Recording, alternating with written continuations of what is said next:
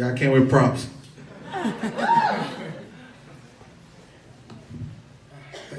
Damn, there's a lot more people than last time. All right, so before I jump in the story, I do want to give two prefaces. One, this is kind of my life story, so it's coming from the heart. There's a lot of curses and vulgarity in it. If you don't like that shit, you should probably leave. Two, I saw Dean Howie in here before. I don't know where you at. But please don't judge me.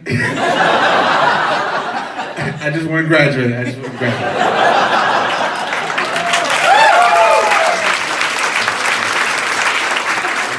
Oh, the third thing. So last time I gave this story, I was probably like a 7.5 on the drunk scale. I'm probably like 8.9. It'll come down in a minute. Anyway.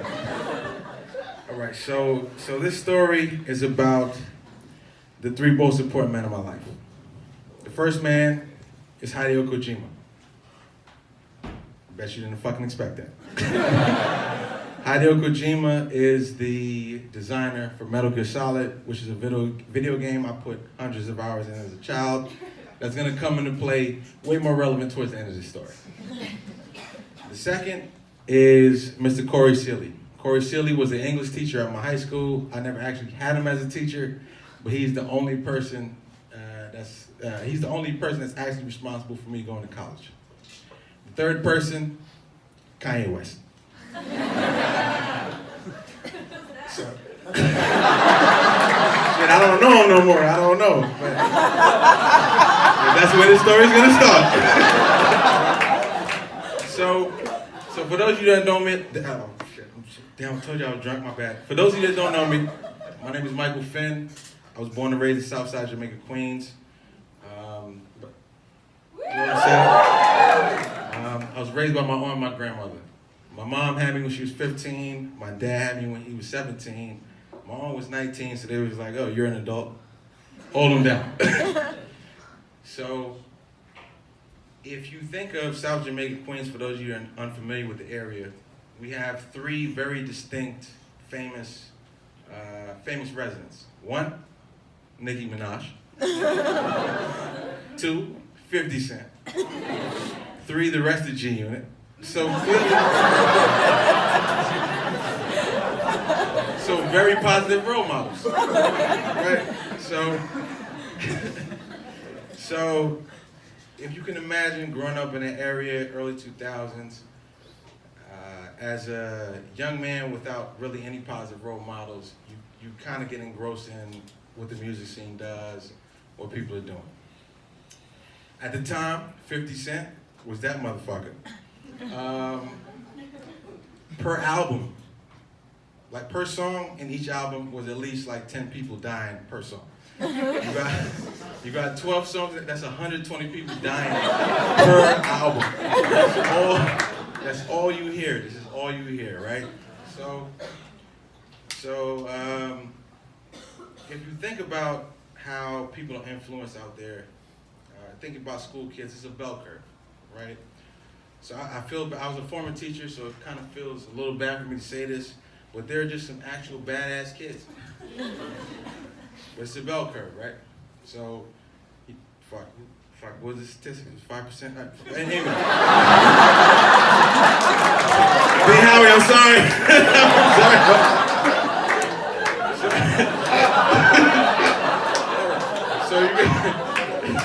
So you got some actual, like, really badass kids. Like, it doesn't matter what situation you put them in, how positive it is. Lindsay Lohan, Justin Bieber, they all had great situations and just are fucking assholes. You got some other kids, it doesn't matter what you put them in, they're gonna be great kids. And then you have the rest of that bell curve. I don't remember what the two standard deviations was. I think it was 95. Confidence interval. The two standard deviations, those kids can sway either way. Right? They just go by what is influence. So, South Jamaica, Queens, that's kind of where a lot of kids fell, right in that middle spectrum. So, after listening to G Unit, Dipset, and 150 murders per album, It's 2004. A bunch of us are outside. This is my freshman year of high school. A bunch of us are outside, and my boy's older brother, he has a car. He has the car doors open. We're outside. He's playing this song. We listen to Funk Flex, Hot 97. The song comes on. It's like, yo, it's a new drop. Kanye's, Jay-Z's producer, Kanye West, comes out. It's like, who the fuck is Kanye West? So for those of you that don't know about Kanye West, before he turned a nut job with the Kardashians and shit, he was a life-changing person, right? So first song, we were outside. A bunch of us, we were all skipping school. So, but this shit comes on. Yo, G, they can't stop me from rapping Kanye hot. So this is Kanye's first single. It's called Through the Wire off his album College Dropout. This shit changed the total trajectory for a number of kids in all of those neighborhoods. Cause like up until that point, we only were, like I said, 140 people dying per fucking album, right? That's all you're hearing. This motherfucker came out dressed as a teddy bear in a pink polo shirt, rapping about what college was like. Motherfuckers, I can do this shit. So a bunch of us are like, yo, all right, we can do this, right? So Kanye was honestly the first influence I had into going to college, changed a lot of people's trajectory, the whole neighborhood. So I'm gonna fast forward a little bit to actual high school as you go to college. So while he was a strong influence, people, we were still doing stupid shit. But it was better than had he not came out at all. So it's my senior year, actually my junior year. My junior year of high school, I'm on the second floor in the English wing. So that was my first influence. But at this point, like, I'm playing sports, I run track, I play basketball. My girlfriend's a cheerleader, so I think I'm that motherfucker. Second floor, we're in the English wing. Her ex-boyfriend was a football player, though, so this is a critical part of the story. So I'm on the second floor, walking down the hall, trying to get to the first floor. I see her ex-boyfriend. There's a crowd around him. He looks at, he sees me walking by. He says some shit about what he used to do with my ex-girlfriend. It's Queens. You can't do that shit. You can't do that shit at all, right? So I asked him, I repeat, what did you just say to me? What did you say about my girl? He responds with some extra shit. Now I'm looking at him. He's looking at me, looking at him. I'm looking at him, looking at me, looking at him. Whole crowd around us is looking at us, looking at each other. So we had the one instigating the crowd. Oh shit! It's going down! Fight breaks out, right? So if I could define, this was probably 60 pounds ago. So I was the same height, but like Kevin Durant like. So I'm not gonna front, I was getting my ass beat. But we were in the English wing, and the English teacher whose class it was, we were outside, Corey Sealy, he comes outside. Now, in my mind, I'm like, I kind of look to the left, like, I'm duck. The teacher's here, yes, thank God. I'm trying to look tough as shit. But I'm the bigger target. So he knows karate. So he came up to me because I'm the bigger target, despite the fact I was kind of getting laced up. Let's cut that out from anybody that's recording. So he comes to me and does like some like claw shit. Whole body went him over. Like,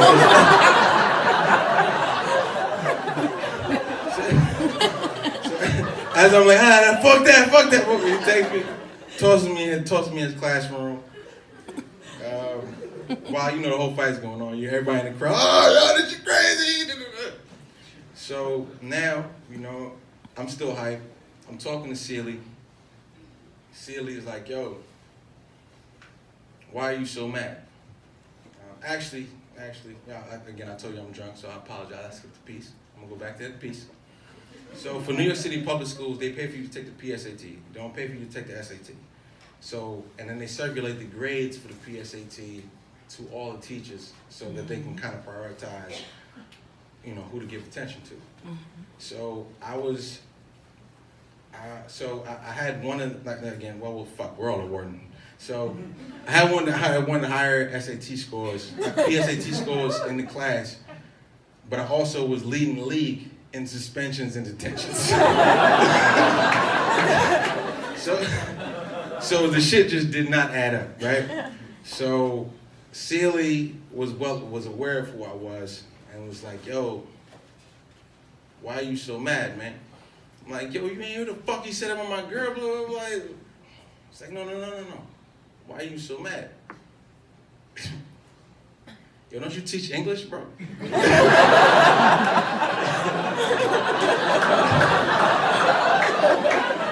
Reading comprehension, my guy? Like, why I just told you why the fuck I'm angry. He's like, no. But why are you actually so mad? I was like, what do you mean? He's like, no, what about that situation got you mad? So he asked me, I was in his classroom for like an hour and a half. He asked me the same question 13 times. By the time I got down to it, I'm in tears talking about like my family situation, how it is living on 118th, like in tears. And what he tells me, he's like, yo, listen, I teach after school help on Wednesdays. Nobody's coming to the shit anyway. So just come to my after school help every Wednesday. We have a talk for an hour before you go to practice. Like, yeah, most definitely. So really that was therapy. Right? Therapy helps. For anybody curious, therapy actually helps. So that's chapter 2. Chapter 2. So while it did help, I didn't actually think I was gonna go to college yet. So it's my senior year now. Celie is like, yo, so I didn't get suspended anymore. The therapy helped. I didn't get suspended anymore. But Celie is like in January, like, yo, what school you going to? Blah blah. I'm like, yo, I don't know. I took my SAT at the absolute last time. So when you take it in, I took it in December of my senior year. So every 4-year college was out the window. So Celie, so it's like February now. He's like, yo, what school you want to go to? I'm like, yo, shit, I don't know. He's like, yo, have you thought about any CUNY schools? Are there any CUNY students in here? Damn. All right, so CUNY is the City University in New York. That's the public schools in New York City. Well, it's nobody in here, so nobody will get offended by this joke. But the only reason I applied was because they did not require essays. So now I apply to CUNY schools. You can apply up to 5 or 6 of them. I apply to 6. I get into 5 of them, and I decide I'm going to Baruch. Right? So I go to Baruch. Baruch is more or less the same shit that I was doing kind of in high school. It was college, but I would hop on a bus, I would hop on a train, I would go to class, I would leave class, I would hop on a train, I would hop on a bus, I'd be back in Southside Jamaica, Queens. On the same shit that I've seen my entire life. So one of my professors was like, yo, look, I was doing pretty good in this class. He was my econ professor. He was like, yo, you should think about applying to the Ivy League or something. I don't know what the fuck the Ivy League is. So I talked to Celie.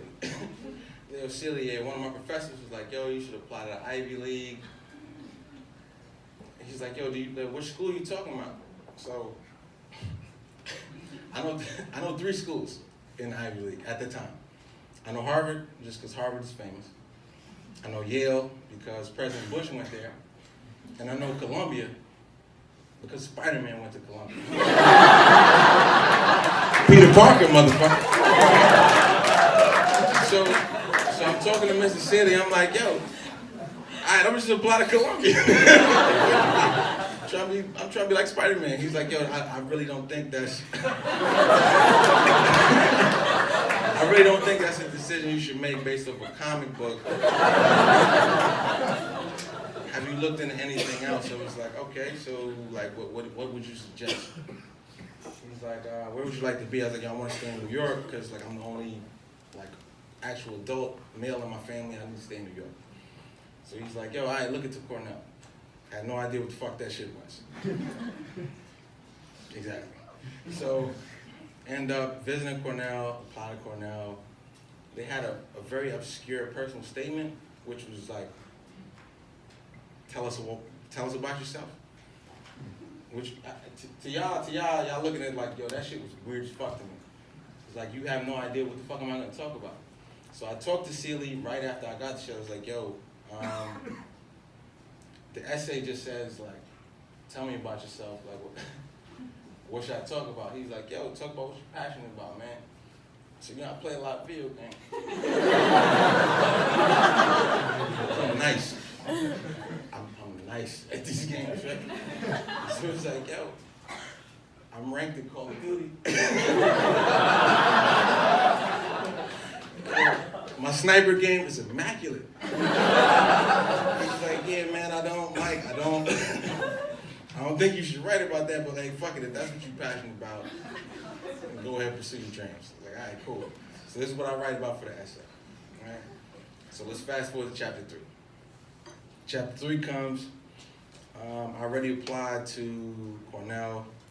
It's the last day of my classes at Baruch. Like mid-May.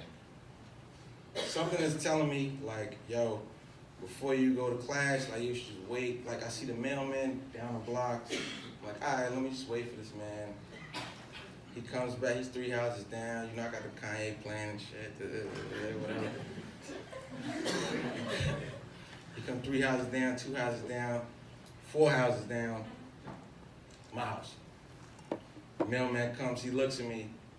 So I guess he's used to delivering, like, on occasion, some great fucking news.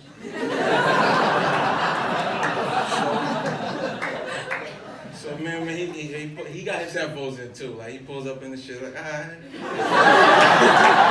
So I'm like, what's up, man? What's up? Yeah, you me right now. He's like, all right, what's up?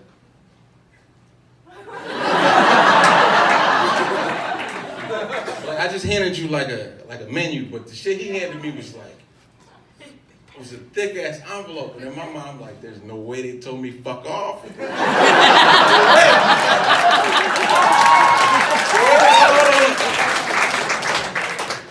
the next song coming on too. So I'm opening the letter, and my mind, I'm like, oh shit. I gotta fuck out. So open the letter up. Because I was gonna go to class. So I already had the headphones playing. This is the same song I was playing. Open the letter up. The first thing in there is like, welcome to Cornell. Then the other shit was the financial aid letter. So if you haven't figured out, my family broke as fuck. So they're like, yo, based off your family needs, we have decided to give you a full schedule. Now you need to understand like how this flows through. Scholarship. So now I'm in full celebration mode. I'm gonna recreate this for you. Again, Kanye West. This is personally his best album, but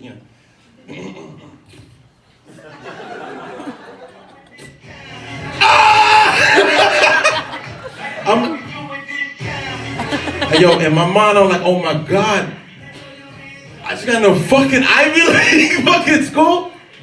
So now I run out. I'm gonna let the song rock because I really like the song. So I run outside of the house. My grandmother's in the front yard. She has like a little like 2x2 plot of like crab weeds and dandelions and shit. Whatever. Give her peace, man. So I'm talking to your grandma. I run out like, ah. She's like, yo, Mikey, what's going on? I'm like, yo, I just got into Cornell. She has no idea what the fuck that shit means. She's, oh, that's good, baby. I'm happy for you.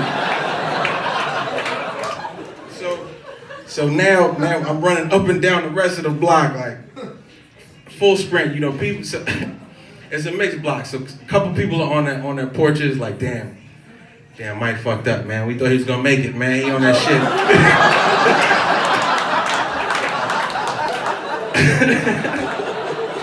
So, but the funniest part of this was, all right. So as I'm running up and down the block, there's a dope house 3 houses down.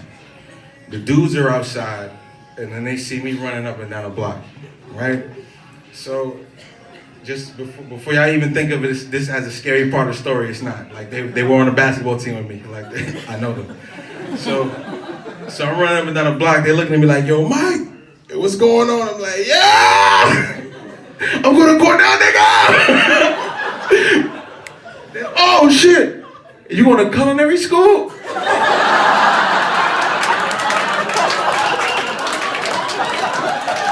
I had to pause the song because I was like, yo, where the fuck you get culinary school from, bro? Like, when have you ever seen me cook anything, man? But in my mind, I'm like, okay, all right, it's fine. Like, you meant well. You meant well. Thank you, man. Appreciate it. So you know, I hop on a bus. I still gotta go. It's my last day of classes. So I hop on a bus, I hop on a train, and I'm flipping through like they sent a thick ass packet of like all the liver. Damn, they got 5 dorms for freshmen. Ooh. Yo, there's 7 dining halls. They're all you can eat. Golden Corral every day. Like, eating lavish, man. Send in the, whatever, the little acceptance deposit, whatever. And now it's, so now I'm committed, I'm going to Cornell. So, if you all remember, like, probably your freshman year experience, like, when you move into campus, it's a real heartfelt situation, right? Everybody, family moves in, everybody comes in, it's like, oh my God, you're turning into an adult, oh my God, I love you. Yeah, I ain't had that shit. Hopped on a Greyhound. So I booked the Greyhound ticket, but the Greyhound station, for any of you from New York, Greyhound station is on 42nd Street. Mm-hmm. So from Southside Jamaica, like I have kind of my whole livelihood. I have 2 boxes and my track bag. To get on 2 buses and a train and then go to another bus is like a fucking nightmare. So I hit up Mr. Sealy, like, yo, I'm not gonna ask him, I don't want to intrude on him, I'm not gonna ask him, can you drop me off to Ithaca? Like, yo, can you drop me off to 42nd Street? It's like, yeah, of course, man, no problem. Whatever you need, man. So he comes, he picks me up, takes me to 42nd Street, because part of what he wanted me to do when I wrote the personal statement, because he didn't check it for me. He was like, yo, I want you to do this independently. So as we're driving up, getting the Kanye playing and shit, good life, yeah, shit gonna change. He's like, yo, what did you end up writing about, man? Like, yo, I'm very proud of you, blah, blah. So I feel like I probably overstated my time here. I'm gonna read this essay and get the fuck off the stage. So I read him the essay at the time, I'll read y'all the essay at the time, and I'll get off.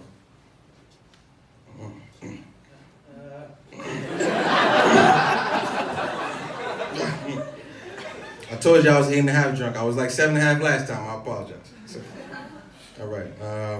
Escape. As a child growing up in the south side of Jamaica, Queens, I often saw solace and comfort from the characters in video games.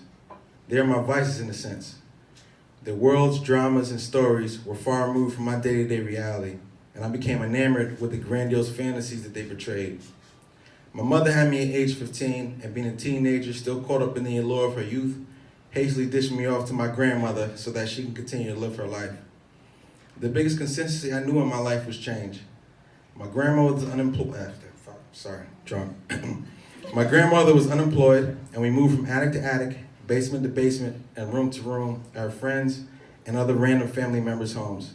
I had changed residences so many times I didn't know how to answer the question, where do you live or where are you from? The only constant I had resided in the 16-bit characters of my Super Nintendo cartridges, or the scratch discs of my secondhand PlayStation games. Regardless of where I was or what was going on, They were guaranteed to be there for me whenever I got to wherever home was at the time. When my father would cancel on our occasional visits, Final Fantasy was there for me to continuously combat monsters. When my mother wouldn't return my calls, I could blow in a Street Fighter, place the cartridge in that dusty machine, and win battle after battle. When the cops would harass me as an 8-year-old for thinking I was one of the truant middle schoolers, Grand Theft Auto was there for me to be one of the criminals they should really be after. And when the random drug dealers would after me, when the random drug dealers would offer me one of their products or ask if I wanted to make some lunch money, I could be one of the army men in Medal of Honor and rid the world of such evil. These video games offer me some semblance of control in a world in which I had none. I could be anybody, do anything, venture off into the furthest reaches of fantasy, and control my destiny.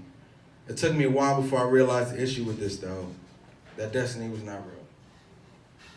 I am now faced with the possibility to change my real destiny, to not have to return from school and sidestep used needles, to enter a situation where I don't need to live vicariously through the creation of another. College was something I thought was unattainable to a kid like me. I've even been told it was unattainable to someone like me. You're reading this because I know this is wrong. I could change my destiny and those of my closest family members. I know it is possible to emerge from this area despite the odds. I need this for my neighborhood, I need this for my family, but most of all, I need this for me. Thank you.